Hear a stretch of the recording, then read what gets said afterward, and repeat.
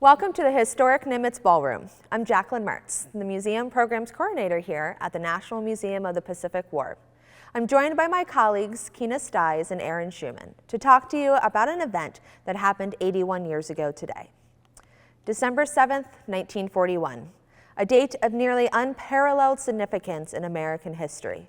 A date on which the American people were finally wrenched from an uneasy peace and plunged headlong into the bloodiest conflict in human history. Today we have gathered not only to tell the story of December 7th, but to remember the gallantry and sacrifice of those who lived through it. Our program will trace the Japanese attack on Pearl Harbor through 3 stages. First, we will examine the seeds of conflict. Why did the Japanese attack the United States? What did they hope to gain? Next, we will paint a picture of that infamous day through the stories of Americans who witnessed the event firsthand. Finally, we will turn to the aftermath of the attack and the reactions of the American people, both those that were commendable and those that were detestable. But before we begin, please bow your heads for the invocation. We gather here today to honor and pay respect to those who lost their lives in the attack on Pearl Harbor. Please join me in silent reflection or by saying a prayer in their memory.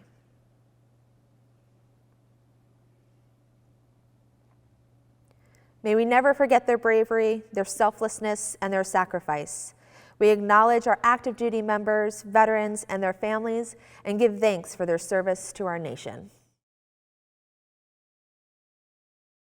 For Americans, the Second World War began when the Japanese attacked the American fleet at Pearl Harbor. Yet, by 1941, the Pacific War had been raging in Asia for nearly 5 years. In 1937, the Japanese attacked China. There, in the name of their emperor, the Japanese committed numerous atrocities while securing land and resources from a China torn apart by civil war. In the United States, public opinion turned swiftly against the Japanese and their war crimes.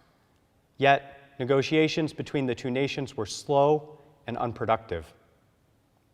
By 1941, with no solution in sight, the Roosevelt administration levied sanctions against the Japanese Empire, cutting their military off from the raw materials of war: money, oil, and steel.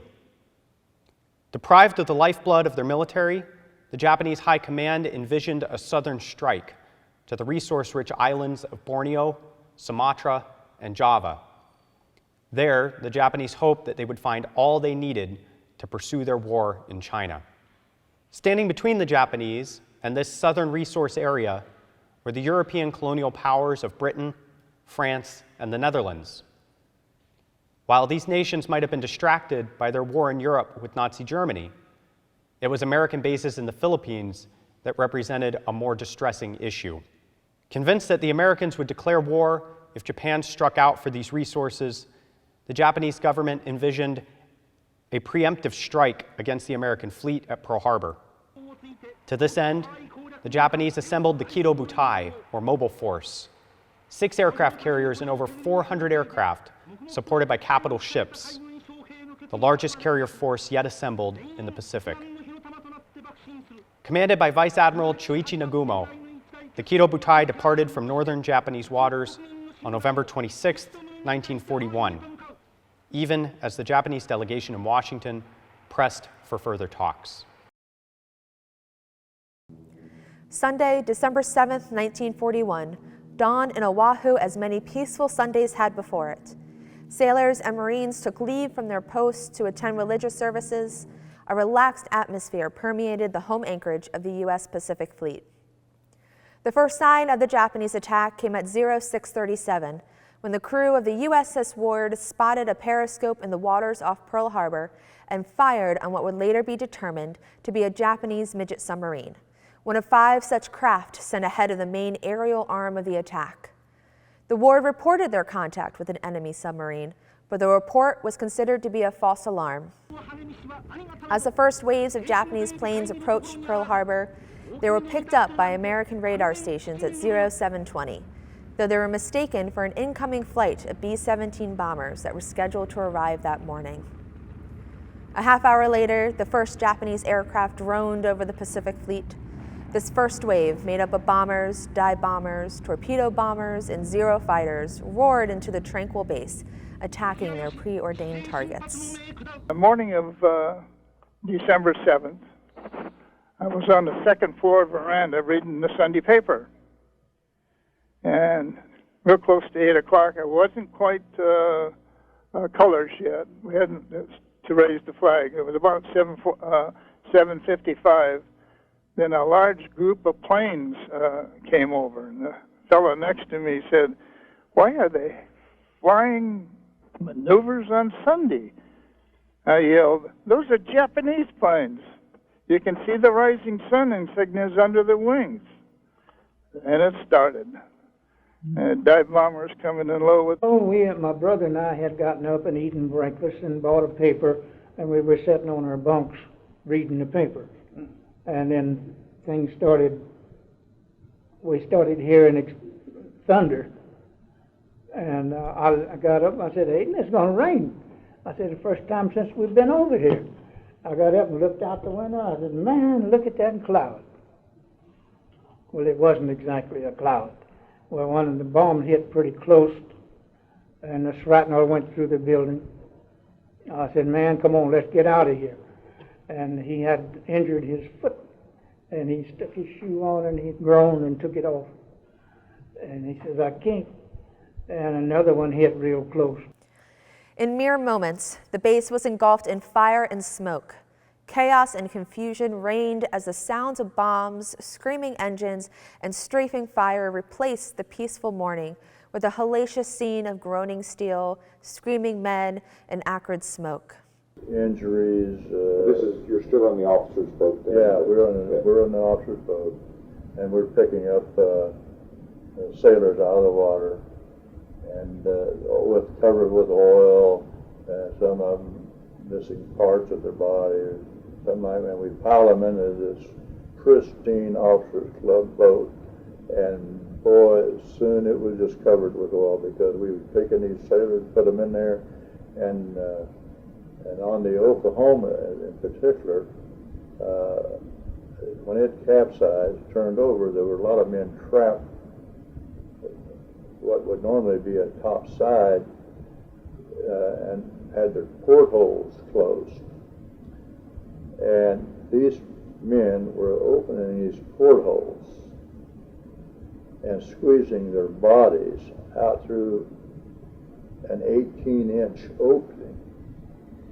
And it was amazing to me the size of some of these men that had opened a porthole and against the water pressure, incoming water pressure, and squeezing through that hole and coming through the top to the water. A lot of them were just out of their minds, so we had to slap them around a little bit and get them to settle down so we could get more people on that boat. Japanese Zeros attacked the air bases of Hickam Field and Ford Island, destroying neatly arranged planes on the tarmac, while Japanese bombers, dive bombers, and torpedo bombers dropped their payloads over stationary ships with barely functioning anti-aircraft defenses. What did you see next? Well, as I was smoking this cigarette, some planes came in, and they flew over. In the middle of Pearl Harbor is a small island, which was the Naval Air Station. And I thought, well, I glanced up at them. I thought, well, all right, they're off of one of our carriers. And I knew, obviously, that our aircraft carriers were not in a port.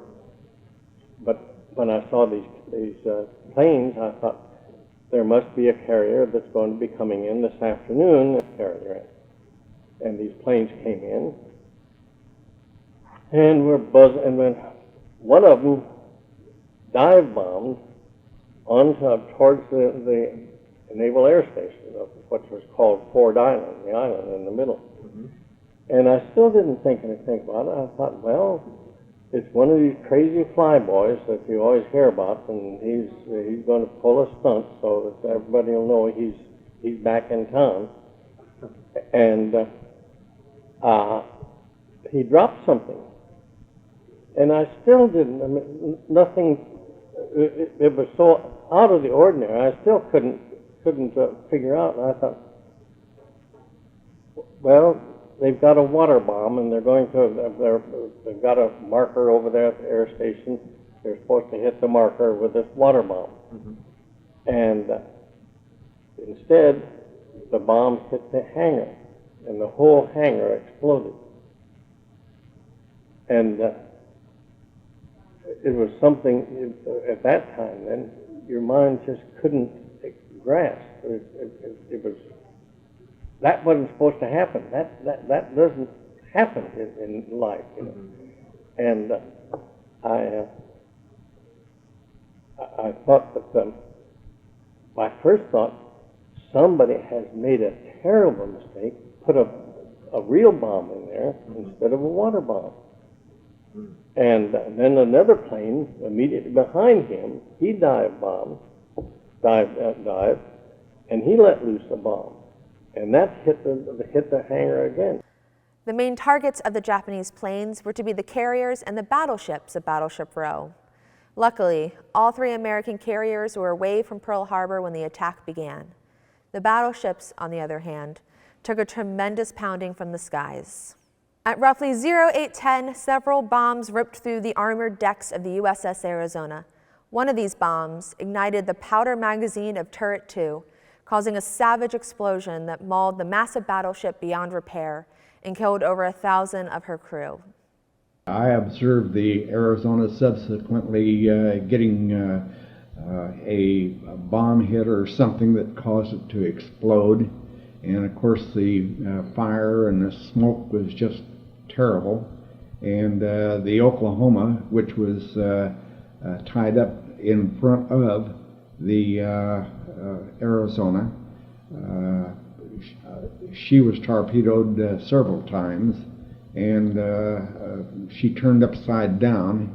I observed that, and of course you've seen pictures of the chaos that was Pearl Harbor at that time. Yes. And of course the oil from the ships were spreading out all over and catching fire on the water and that sort of thing. At 0854, a second wave of Japanese aircraft emerged from the clouds, racing for their targets in the harbor. For the next hour, Japanese planes pummeled American positions, destroying hundreds of aircraft and damaging or sinking numerous American ships, while causing thousands of casualties. There was a lot of smoke around the Pearl Harbor because some of the docks, the ships in the docks had been hit, and the airfield next to Sword Island had been hit. And of course the Arizona was still on fire for a long time. Some of our crew, coxswain in our crew, was out on a journey with a 50-foot whaleboat. He was doing something when the fight started, and he ended up picking up sailors from various ships that had jumped overboard. And when the firing was over and the fighting was over, when he came back to the ship, they sent him out to pick up the bodies. At 10 a.m., only 2 hours and 40 minutes after the attack began, the Japanese planes returned to their carriers. The attack was over. The United States would never be the same. As the drone of the Japanese aircraft's engines sank into the distance, the scene at Pearl Harbor was unspeakable. Ships that had once been the pride of the American fleet had been reduced to mangled piles of burning, twisted steel. The clear blue waters of Pearl Harbor were filled with oil, flame, and men, both dead and clinging to life. The airstrips where hundreds of neatly lined American planes once sat were now nothing but smoldering wreckage. Salvaging the fleet was of the utmost importance, but there was also a question of how many sailors were still alive in the watertight compartments of the wrecked and damaged ships. Those working to peel back the armor-plated steel hulls of these ships were haunted by the frantic pounding of those trapped inside. Some were saved, others perished after days, even weeks, alone in the dark. When all was said and done, 2,403 Americans died as a result of the Japanese attack on the Pacific Fleet. 2,403 Americans did not come home to Christmas. 2,403 families faced empty seats at their dinner table. Back home, there was shock and pain. How could this have happened? Where would the Japanese strike next? Americans met this news of the attack with a variety of emotions: anger, sadness, fear, and a quiet resolve to finish what had been started. On December 8th, President Roosevelt addressed Congress and the nation, requesting an immediate declaration of war. The president spoke gravely of the Japanese attack on the fleet, and Congress assented with only one vote opposing. With the president's call to arms, the nation, which had been so adamantly against another war abroad just days before, prepared for battle. 16 million Americans would serve in the armed forces during the Second World War, and millions more would work in the factories to build the planes, tanks, and ships we needed as allies to win the war. The United States, an arsenal of democracy, rose to meet the challenge head-on, producing more war material than any other nation. But there were also things that diminished the character of the American response. The incarceration of American citizens by the federal government, including over 100,000 Japanese Americans and tens of thousands German and Italian Americans, was based on this irrational fear that these individuals would aid the nation of their ancestors. These Americans lost their homes, they lost their businesses, their way of life, without trial, without jury, and without committing a crime. On December 31st, 24 days after the attack on Pearl Harbor, Admiral Nimitz arrived to take command of a shattered Pacific fleet. On the deck of the submarine USS Grayling, he assumed responsibility of a meager force that would grow into the largest and most powerful navy the world had yet seen. From the arrival of Admiral Nimitz to Pearl Harbor, the United States began the long slog towards victory in the Pacific.